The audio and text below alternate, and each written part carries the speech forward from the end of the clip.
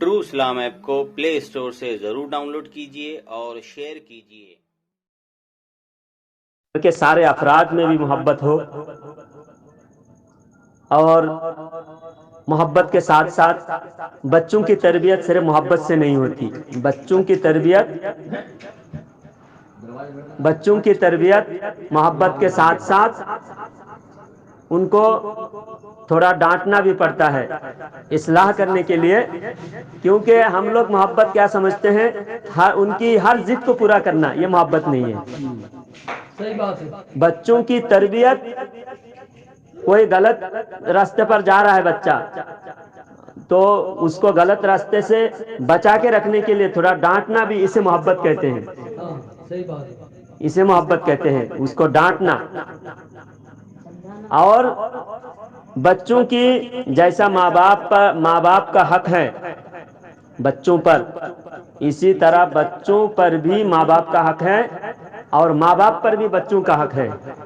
تو بچے اللہ تعالیٰ نعمت دیے ہیں، اولاد دیے ہیں، تو اولاد کو جو تربیت کرے گا، اولاد صدقہ جاریہ ہے، اولاد صدقہ جاریہ۔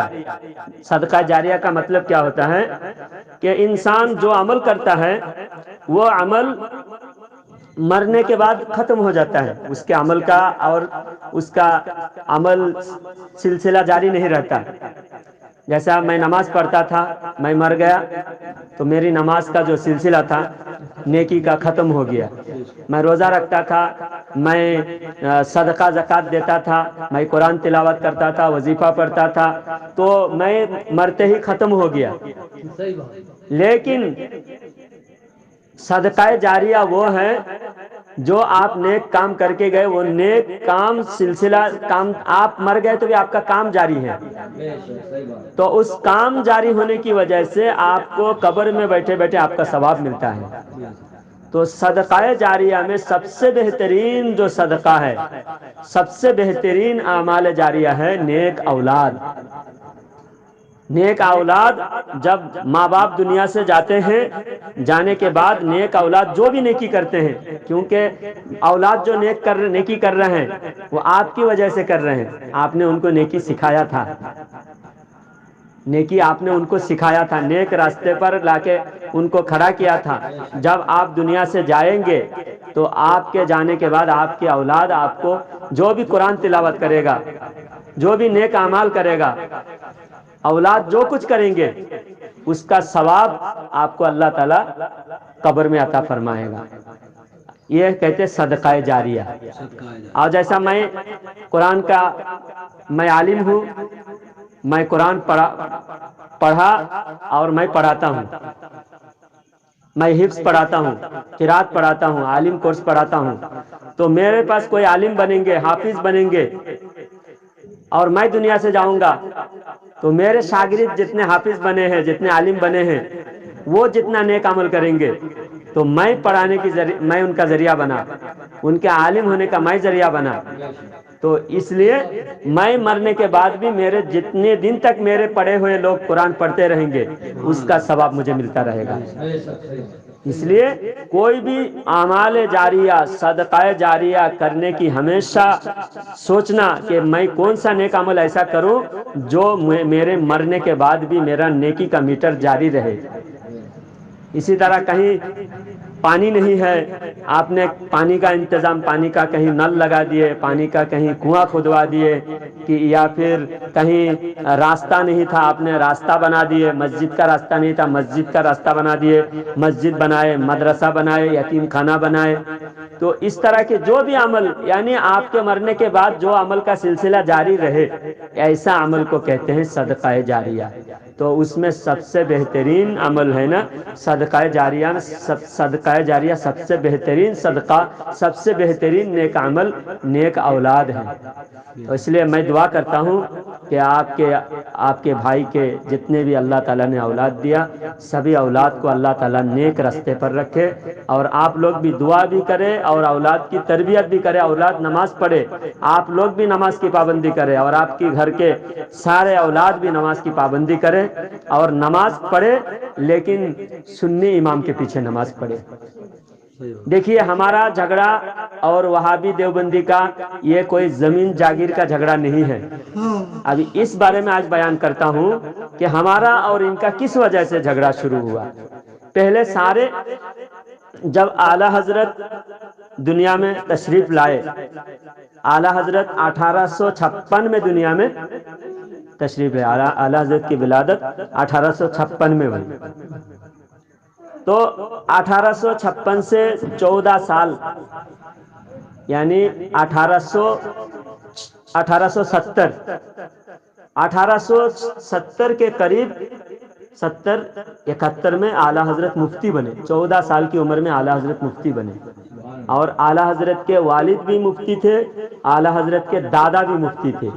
اور یہ چھوٹے موٹے مفتی نہیں تھے، بلکہ اس وقت دنیا کے دوسرے ملکوں سے اعلی حضرت کے والد کے پاس، اعلی حضرت کے دادا کے پاس فتویٰ پوچھا جاتا تھا. مسئلے مسائل پوچھنے کے لیے لوگ خط کے ذریعے سے بھیجتے تھے. اتنے بڑے عالم تھے. تو اعلی حضرت کے نام پہلے سے ہی دنیا میں شہرت تھی، اعلی حضرت اور اعلی حضرت کے والد، اعلی حضرت کے دادا کی. تو دیوبندیوں کی کوئی نام نشان تک نہیں تھا. دیوبند میں ایک چھوٹا سا مدرسہ تھا. تو اس مدرسے کو لے کر 4-5 مولوی اس مدرسے کو چلا رہے تھے. اور تھانہ بھون، گنگو اور نانوتا، یہ سب آس پاس کے جو علاقہ ہے، ان علاقے میں علماء کا ایک گروپ تھا، قاسم نانوتوی اور رشید احمد گنگوہی، اور ایک ہے خلیل احمد امبیٹوی. یہ 3-4 مولوی لوگ اس علاقے میں اچھے عالم کر کے ان کی شہرت تھی. ان کو بھی لوگ جانتے تھے کچھ لوگ. تو انہوں نے کتاب لکھے. پہلے اچھے ہی تھے، ان کی شہرت تھی ان کے علاقے میں. جب کتاب لکھے انہوں نے، تو وہ کتاب لکھنے کے بعد، کیونکہ انگریزوں کی سازش تھی مسلمانوں کو آپس میں لڑانا. غور سے ذرا سنیں، مسلمانوں کو لڑانے کی سازش تھی. اس وجہ سے ان مولویوں سے کتاب لکھوائے گئے اور جان بوجھ کے ان کی غلطی کرایا گیا. ان سے کتابوں میں جان بوجھ کے ان کی کتابوں میں غلطی کرائے گئے. سن رہے ہیں شمشاد بھائی؟ بولے کہ انہیں جو ہے بھڑکاؤ. ہاں، یہ کتاب لکھو اور اس میں ایسی باتیں لکھو. انگریزوں نے ان علماء سے ایسی باتیں لکھواؤ. انگریز کی سازش سے وہ کتابیں لکھے. اور کتاب کا نام یہ کوئی اسلام کے دشمنوں کا لکھا ہوا ہوتا، جیسا ہندوؤں کا یا عیسائیوں کا لکھا ہوا ہوتا تو مسلمان جلدی پہچان جاتے کہ دیکھو مسلمانوں کے دشمنوں نے لکھا ہے، تو ہم ان کتابوں سے بچنا چاہیے. لیکن یہ کتاب لکھنے والے بڑے مولوی، مفتی اور بہت اچھے عالم کر کے ان کی شہرت انگریزوں نے پہلے کرا دیا تھا، جس کی بنیاد پہ کتاب سب جگہ پھیلی. اور ان کتابوں میں غلط باتیں لکھی ہوئی ہیں. وہ غلط باتیں کیا ہے؟ معاذ اللہ، زبان پہ لینے میں بھی کلیجہ کانپتا ہے. اتنی غلط باتیں ان کتابوں میں لکھے. تو آج جو ہمارے سامنے یہ بلڈنگ کے سامنے دوسری جگہ نماز لوگ پڑھنے کے لیے جاتے ہیں، بہت سارے بھولے بھالے سنی لوگ بھی وہاں نماز پڑھنے کے لیے جاتے ہیں. ان کو ہم اصلیت بتانے کے لیے بیان کر رہے ہیں. ضرورت ہے بول کے بیان کر رہے ہیں، ورنہ ایسی باتیں زبان پہ لانا بھی بہت کلیجہ کانپتا ہے ایسی باتیں زبان پہ لانے میں. تو ان مولویوں نے جن کی اچھی شہرت تھی، لوگ ان کو اچھے عالم کر کے جانتے تھے، ان کے جبہ کرتا پاجامہ، ان کی شان شوکت سارے لوگ جانتے تھے. تو ان لوگوں نے جب ایسی کتابیں لکھی اور کتابیں ساری دنیا میں پھیلی، سارے بھارت میں پھیلی، تو ان کتابوں میں ہے کہ نبی سے زیادہ شیطان کو علم ہے. آپ بتاؤ، جو نبی کا کلمہ پڑھ رہا ہے اور تعریف شیطان کا کر رہا ہے، تو اللہ ایسی تعریف کو برداشت کرے گا؟ اور ایسے لوگوں کے پیچھے نماز پڑھنے سے اللہ قبول کرے گا؟ تو کتاب میں صاف صاف لکھا ہوا ہے. ایک چھوٹی چھوٹی 2 کتاب میرے پاس بھی ہے، بیگ میں رکھی ہوئی ہے، ابھی یہی پر پاس میں ہی ہے. تو وہ کتاب میں لکھا ہوا ہے کہ حضور صلی اللہ علیہ وسلم کے بعد بھی نبی آ سکتے ہیں. اب بتائیے، حضور کے بعد نبی آ سکتے ہیں؟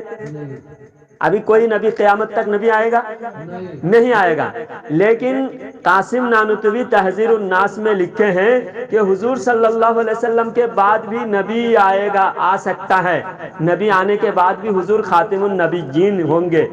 اس طرح کے الفاظ قاسم نانوتوی جو دیوبند کا بانی ہے، سب سے بڑا مولانا ہے، انہوں نے ایک کتاب لکھے ہیں تحذیر الناس، اور ایک کتاب اشرف علی تھانوی لکھے ہیں، اس میں لکھے ہیں کہ ایسا علم حضور کے جیسا علم تو ہر آئرے غیرے کو ہے، معاذ اللہ، حضور کو ہر آئرے غیرے کے برابر کر رہے ہیں۔ جیسا ابھی آپ مثال کے طور پر آپ مجھے کہیں گے کہ تمہارے جیسا مولوی ہم بہت دیکھے ہیں، اتنی بات پہ مجھے برا لگے گا، کیونکہ بولنے کا کیا ہے، میرے جیسا، حالانکہ میرے جیسا ہے ہی بہت، میں تو چھوٹا مولوی ہوں، لیکن سامنے کسی کو اگر اس انداز میں اگر کہے کہ تمہارے جیسے سب ہیں، لیکن ہمارے جیسے نہیں، نبی کو کہہ رہے ہیں اشرف علی تھانوی کہ حضور صلی اللہ علیہ وسلم کے جیسا علم معاذ اللہ پاگل کو بھی ہے، ایسا لکھے ہیں کتاب میں، کیونکہ انگریزوں نے لکھایا، جو ایک کتاب لکھے تقریباً 4-5 ان کی کتابیں ہیں، ایک کتاب کا نام ہے تحذیر الناس، ایک کتاب کا نام ہے حفظ الایمان، ایک کتاب کا نام ہے براہین قاطعہ، ایک کتاب کا نام ہے صراط مستقیم، ایک کتاب کا نام ہے تقویت الایمان۔ یہ 5 کتاب جب یہ لوگ لکھے اور ان کتابوں میں انگریزوں کے اشارے پر یہ لکھوائے گئے، تو یہ کتاب جب لکھ کر چھپی، سب جگہ پہنچی، تو اعلیٰ حضرت کے پاس لوگ لے کر گئے، کیونکہ میں پہلے یہ بتایا کہ اعلیٰ حضرت کے پاس ہر آدمی دور دراز سے سوال پوچھنے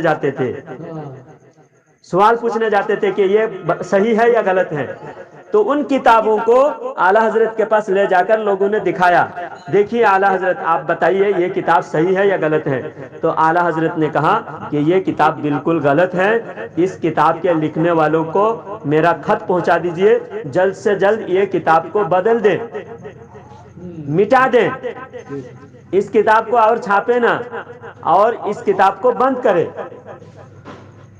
چھاپنا ہی بند کرے۔ غور کیجئے ذرا، جب ان کتابوں کو چھاپنے سے اعلیٰ حضرت نے ان کو سمجھایا، خط لکھ کے بھیجا، بریلی سے اعلیٰ حضرت نے خط لکھ کے دیوبند کو بھیجا، اور دیوبند کے پاس جا کر وہ خط ان مولویوں کو پہنچایا، تو ان مولویوں نے کہا نہیں ہماری بات صحیح ہے، ہم نہیں بدلیں گے، نہیں بدلیں گے جب کہا، تو اس کے بعد کیونکہ یہ لوگ جانتے ہیں غلط بات ہے، لیکن پیسہ جس کا کھایا ہوا تھا وہ حکم کریں گے جب تو نہ بدلیں گے، ڈیوٹی تو ان کا ہے مسلمانوں کو آپس میں لڑانا، جب وہ مولوی بن کر غلط بات کہیں گے تو دوسرے مولوی تو ضرور ان کا وروध کریں گا، مقابلہ کریں گے، تو اب مسلمان عام آدمی کو تو سمجھ میں آئے گا نہیں، عوام کوئی ادھر بانٹے ادھر طرف جائے گا یا کوئی ادھر طرف جائے گا، تو دونوں طرف جب بٹیں گے تو آپس میں مسلمان لڑتے رہیں گے، اور خود اشرف علی تھانوی خود ان کی کتاب میں لکھا ہوا ہے، یہ کتاب کا نام ہے ارواح ثلاثہ، اس کے اندر لکھے ہیں کہ یہ کتاب جو لکھے گئے، ان کتابوں کی وجہ سے مسلمان آپس میں لڑیں گے اور آپس میں پھوٹ ڈالیں گے، لڑیں گے لیکن لڑ بھیڑ کر ٹھیک ہو جائیں گے، ایسا بھی لکھا ہے۔ اشرف علی تھانوی خود لکھے ہیں کہ یہ ایسی کتابیں لکھی ہیں جو مسلمان آپس میں لڑیں گے اور لڑ بھیڑ کر ٹھیک ہو جائیں گے، ابھی تک ہم ٹھیک نہیں ہوئے، لڑتے رہیں، کیسے ٹھیک ہو جائیں گے؟ بولو ہمارے نبی کے بارے میں اگر ایسی بات کہہ رہے ہیں تو ہم ٹھیک کب ہوں گے؟ کوئی اپنے باپ کے بارے میں غلط بات برداشت کر سکتا ہے؟ کر سکتا ہے کیا؟ کوئی اپنے باپ کے بارے میں برداشت نہیں کر سکتا، تو اللہ قرآن میں فرماتا ہے النبی اولیٰ بالمؤمنین من انفسہم، نبی کا حق مومن پر، نبی کا حق ماں باپ سے بھی زیادہ، رشتہ دار سے بھی زیادہ، سب سے زیادہ، اپنے جان سے بھی زیادہ نبی کا حق ہے۔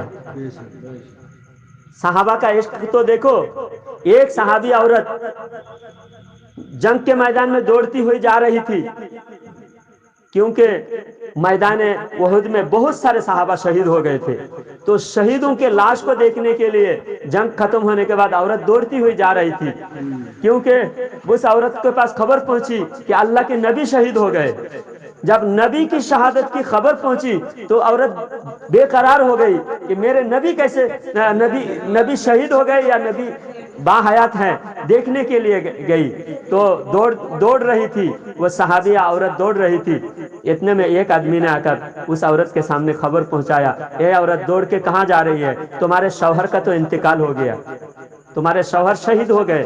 وہ عورت دھیان ہی نہیں دیے کیونکہ ان کا دھیان نبی کی طرف تھا۔ وہ عورت کو دھیان ہی نہیں ہے کہ یہ آدمی کہہ رہا ہے کہ تمہارے شوہر کا شہید ہو گئے تمہارے شوہر۔ پھر تھوڑا آگے بڑھے تو کسی نے خبر پہنچایا کہ تمہارے بیٹے شہید ہو گئے، تو پھر بھی دھیان نہیں آیا ان کا۔ وہ صرف پوچھ رہی تھی کہ بتاؤ نبی کیا حال میں ہے، نبی کس حال میں ہے۔ اور آگے پہنچے تو کسی نے خبر دیا کہ تمہارے بھائی شہید ہو گئے، تو وہ عورت کو دھیان، بھائی کی بھی خبر نہیں، پھر صرف پوچھ رہی ہے کہ نبی کا کیا حال ہے۔ تو اس کے بعد کسی نے یہ بتایا کہ تمہارے باپ بھی شہید ہو گئے، تمہارے بھائی بھی شہید ہو گئے، تمہارے بیٹے بھی شہید ہو گئے، تمہارے خاوند بھی شہید ہو گئے۔ اس عورت نے کہا کہ بتاؤ میرے نبی کس حال میں ہے؟ تو بتایا نبی الحمدللہ ہمارے حضور ٹھیک ٹھاک ہیں، الحمدللہ حضور شہید نہیں ہوئے، الحمدللہ حضور صحیح سلامت ہے۔ اتنا سننا تھا، اللہ کے نبی کے پاس جا کر اس عورت نے کہا یا رسول اللہ مجھے خبر پہنچی ہے کہ میرے بھائی، میرے باپ، میرے 4 رشتہ دار، جو دنیا میں ایک عورت کے لیے سب سے زیادہ اہمیت اس کے شوہر کا ہوتا ہے اور اس کے بیٹے کا ہوتا ہے، اس کے بھائی کا ہوتا ہے، اس کے باپ کا ہوتا ہے، ہر رشتہ فنا کر دیا، ہر رشتے کی کوئی اہمیت نہیں نبی کے سامنے۔ تو وہ عورت کہنے لگی یا رسول اللہ صلی اللہ علیہ وسلم آپ کے ہوتے ہوئے میری ساری غم دور ہو گئی، میں جتنا غم میں مبتلا ہوں آپ کو دیکھ کر سارے غم سب دور ہو گئے۔ یہ ہے نبی کی محبت کرنے والے ایسے ہوتے ہیں۔ حضرت صفیہ رضی اللہ تعالی عنہ حضور صلی اللہ علیہ وسلم کی پھوپھو تھی، پھوپھی، بعض علاقے میں پھوپھو بولتے ہیں، کہیں پھوپھی بولتے ہیں۔ تو حضور کی پھوپھی کیا نام ہے؟ حضرت صفیہ رضی اللہ تعالیٰ عنہ۔ اب یہ بات بھی آپ غور سے سنیں، اللہ کے نبی کی پھوپھی حضرت صفیہ رضی اللہ تعالیٰ عنہ ایمان لائی تھی، نبی کی صحابیہ، اور ان کے بیٹے حضرت عبداللہ بن زبیر، حضرت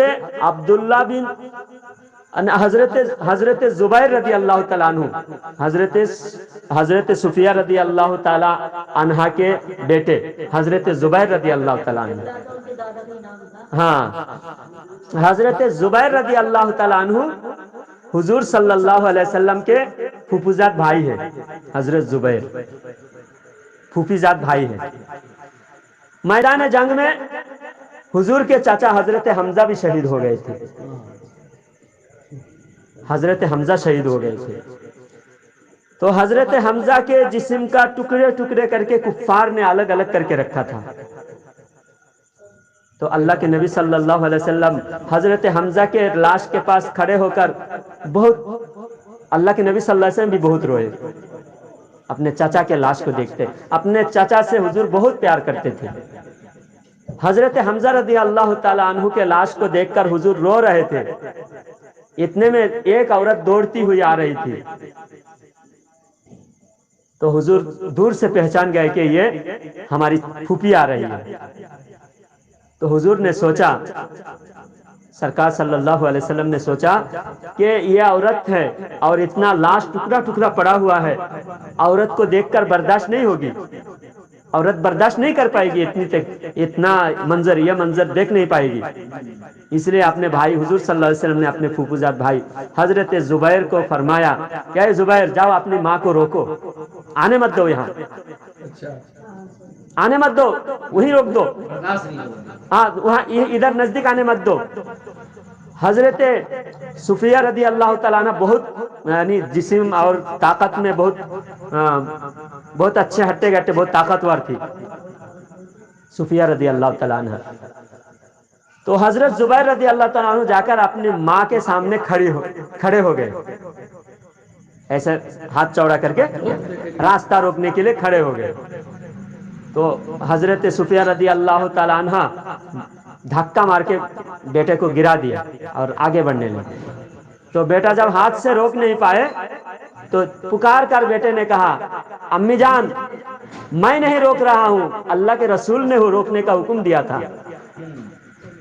جو بیٹا ہاتھ سے روکنے کی کوشش کیا تو روک نہیں پائے، لیکن جب ماں کے کان میں آواز پہنچی کہ رسول اللہ کا حکم ہے رکنے کا، اسی وقت ایک قدم آگے نہیں بڑھائی حضرت صفیہ رضی اللہ تعالیٰ عنہ.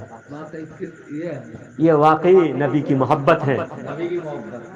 تو حضرت صفیہ رضی اللہ تعالیٰ عنہ پھر فرمانے لگی اپنے بیٹے کو جاؤ اللہ کے رسول سے کہو کہ میں برداشت کر لوں گی، میرے بھائی اللہ کے راہ میں شہید ہو گئے، اللہ کے راہ میں شہید ہو گئے، کوئی بڑی بات نہیں ہے، اللہ کے راہ میں سب کچھ قربان کرنے کے لیے میں تیار ہوں.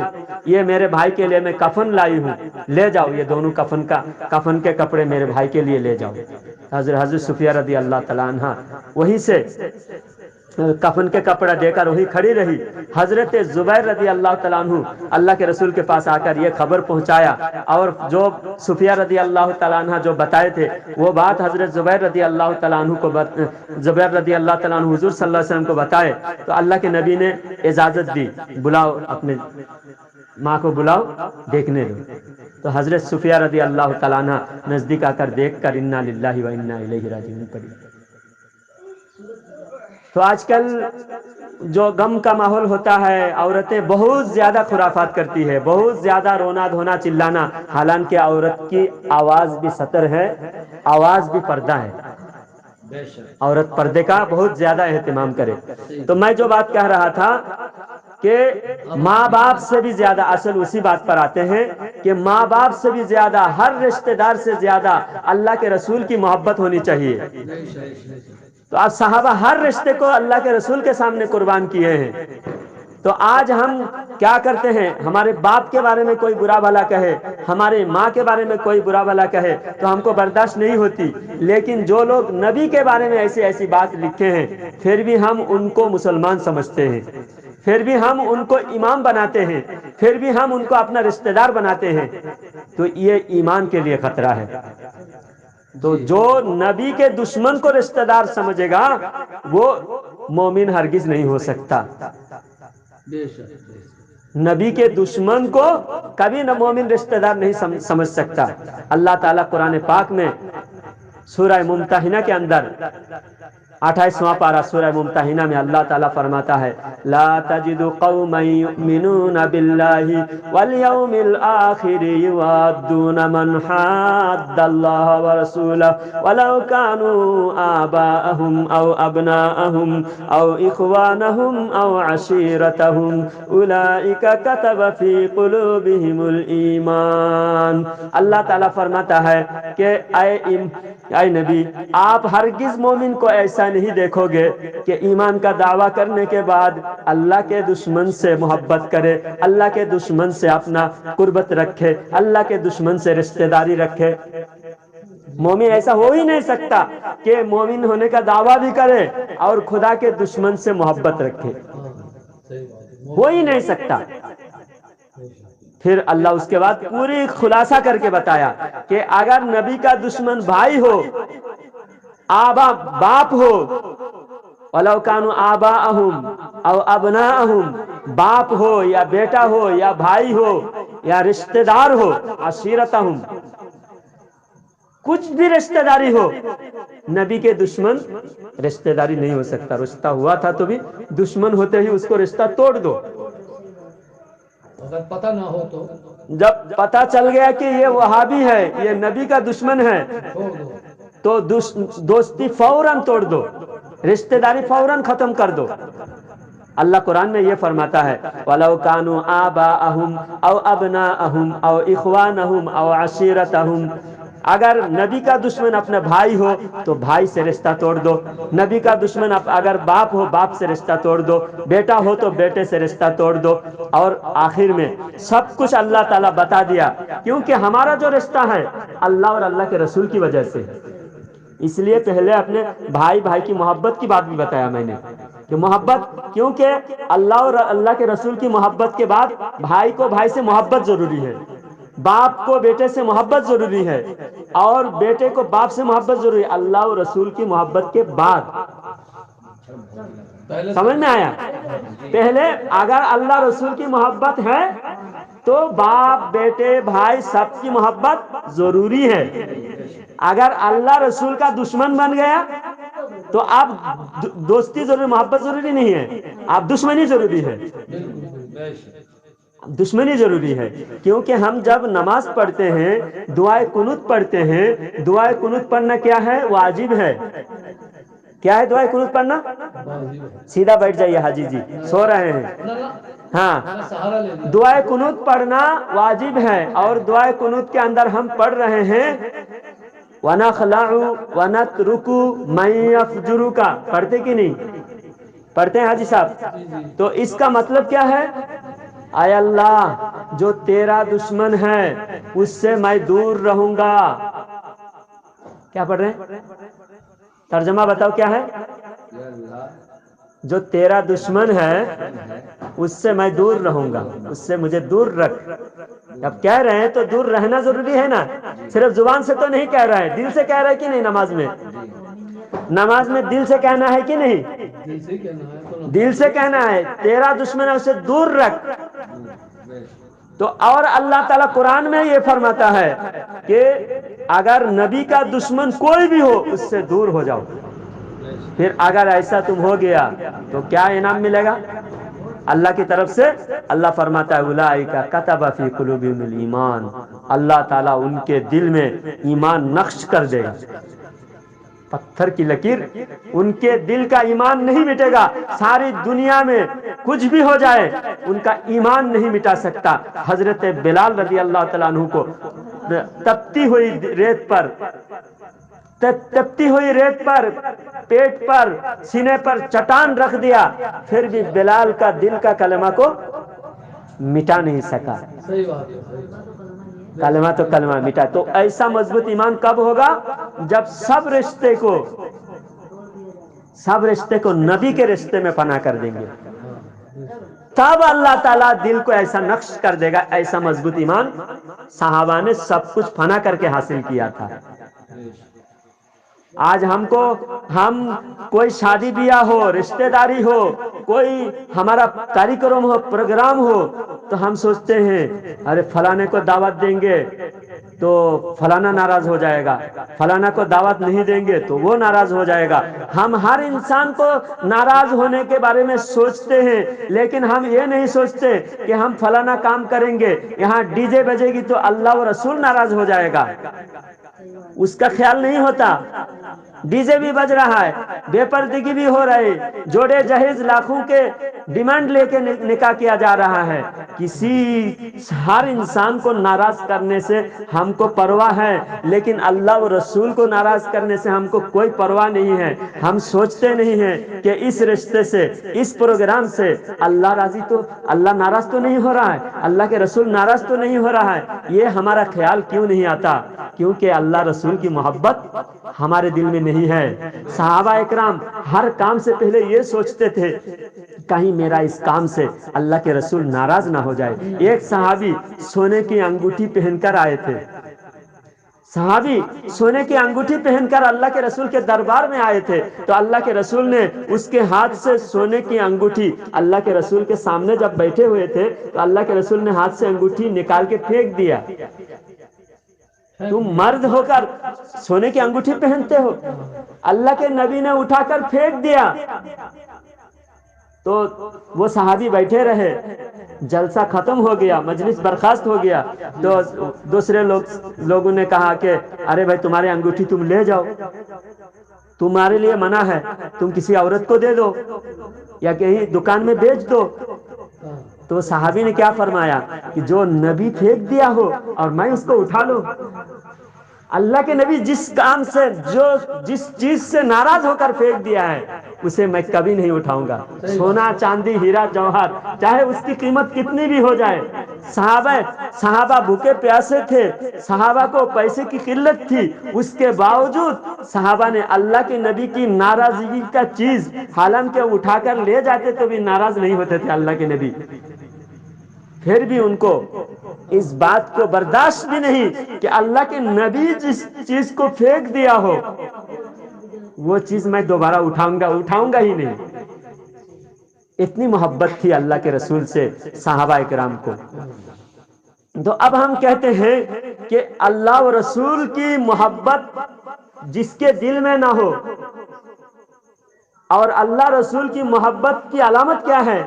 اللہ رسول کی محبت کی علامت یہ ہے کہ وہ نبی کے گستاخ کو برداشت نہیں کرے گا, نبی صلی اللہ علیہ وسلم کے گستاخی نہیں کرے گا, اور گستاخی کو برداشت بھی نہیں کرے گا, اور گستاخوں کو بھی برداشت نہیں کرے گا. اب ہم کہتے ہیں ہم سنی ہیں. ہم کیسے سنی ہے کہ ہم گستاخوں کو برداشت کر رہے ہیں؟ ہم گستاخوں کے پیچھے نماز پڑھا, جانتے ہیں کہ ان کی کتابوں میں غلط لکھے ہیں, ان کی کتابوں میں اللہ رسول کے خلاف لکھے ہوئے ہیں. ہم نے 3-4 باتیں ان کی کتابوں کے بتائے.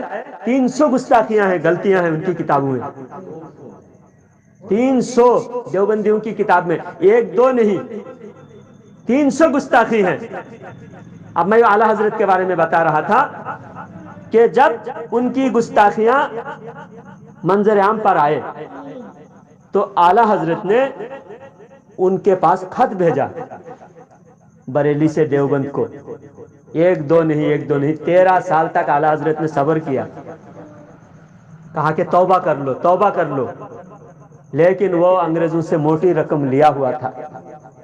یہ ہماری طرف سے ہم نہیں کہہ رہے ہیں, کتابوں میں یہ بات بھی ان کی کتابوں میں ہے. 600 روپیہ اشرف علی تھانوی کو ہر مہینہ ملتا تھا. اس زمانے کے 600 روپیہ آج کے 2 لاکھ روپیہ ہوتے تھے مہینہ. اشرف علی تھانوی کو, ایک مولوی کو 2 لاکھ روپیہ کوئی تنخواہ دیتا ہے آج کل؟ ہاں, لیکن وہ مولوی کو, اشرف علی تھانوی کو 600 روپیہ مہینہ انگریز دیتے تھے. تو اعلیٰ حضرت کتنا بھی بولے توبہ تھوڑی کرے گا.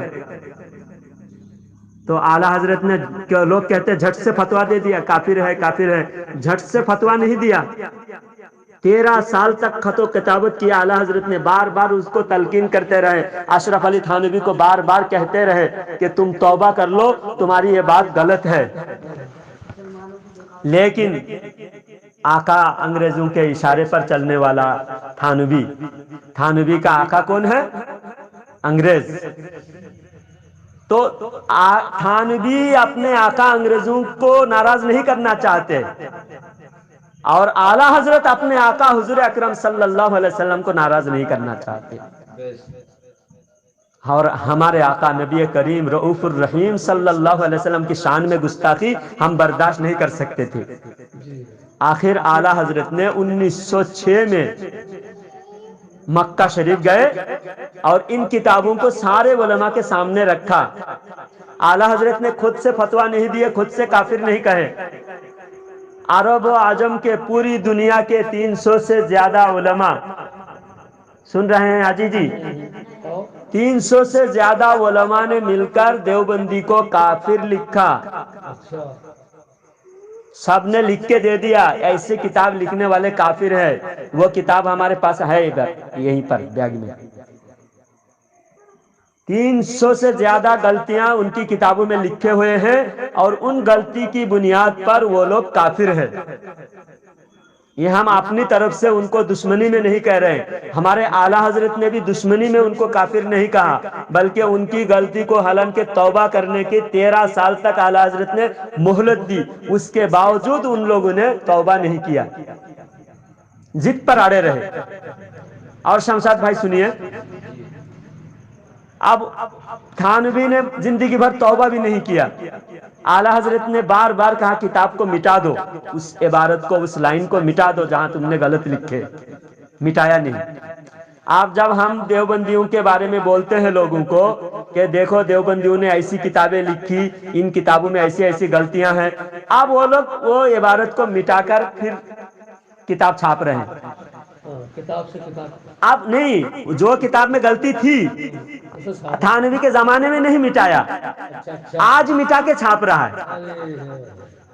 اب ایک بات یہ بتاؤ، تھانوی نے غلطی کر کے مرا، زندگی بھر اس نے توبہ نہیں کیا، اب تھانوی جانے کے بعد اس کی غلطی کو آج مٹانے سے اس کے قبر میں کیا پہنچ جائے گا ایمان؟ وہ تو نبی کے خلاف لکھ کے بے ایمان ہو کے مرا، نبی کے خلاف لکھ کے بے ایمان ہو کے وہ مر گیا۔ اب وہ مرنے کے بعد 50 سال 100 سال کے بعد آج اس کی کتاب کو بدل رہے ہیں، تو تھانوی کا ایمان بدل جائے گا کیا آج بدلنے سے؟ ہاں آج بدلنے سے بدل جائے گا؟ بدلنے پریشانی پڑے گی، نہ بدل پائے گا لوگوں کو ذہن میں۔ اب سنو، بات یہ ہے کہ غلطی وہ کر کے مرا، وہ مرنے کے بعد اس کی غلطی آپ سدھار سکتے ہیں؟ اب سدھر بھی سکتی ہے۔ کیسے سدھار سکتے ہیں؟ آپ غلطی آپ کر کے مر جاؤ، پھر آپ کے مرنے کے بعد آپ کے عمل کی غلطی ہم سدھار سکتے ہیں؟ ایسا ہے، مرنے سے پہلے تو غلطی سدھار کے جانا ہے، قبر میں جانے کے بعد آپ سدھار سکتے ہیں؟ نہ وہ تو گئے۔ ہاں، تو تھانوی، ہم یہ کہنا چاہ رہے ہیں کہ تھانوی نے غلطی کر کے مرا، اب وہ مرنے تک اس کی کتاب میں سدھار نہیں کیا، نہ ہوا، آپ سدھر رہے ہم سے بچنے کے لیے۔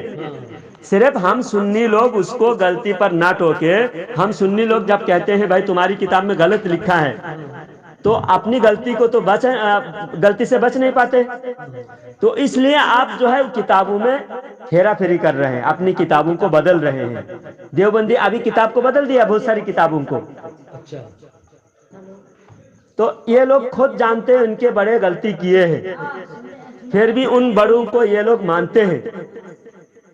ہاں، پھر یہ بڑوں کی غلطی کو مانتے ہوئے بڑوں کو بھی یہ جنتی کہتے ہیں، یہ بڑوں کو اپنے بڑے عالم مانتے ہیں۔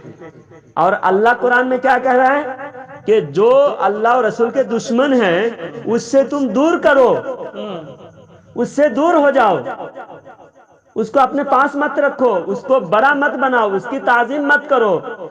عزت اللہ والوں کے لیے ہے، عزت تقوی والوں کے لیے ہے، اللہ رسول کے دشمن کے لیے عزت نہیں ہے۔ تو دیوبندی اللہ رسول کے دشمن تھانوی کو عزت دیتا ہے، اسی لیے ہم ان کے پیچھے نماز نہیں پڑھتے۔ ہم ان کے پیچھے نماز کیوں نہیں پڑھتے؟ کہ وہ اللہ رسول کے دشمن کو عزت دیتا ہے۔ اب کوئی بھی دیوبندی مولوی کو جا کے بولو اشرف علی تھانوی کون ہے، تو وہ بولے گا بہت بڑے اللہ والے ہیں، بہت بڑے نیک انسان تھے، بہت بڑے عالم تھے، حالانکہ اس کی کتاب میں غلطی ہے، اس غلطی کا جواب نہیں دے سکتے۔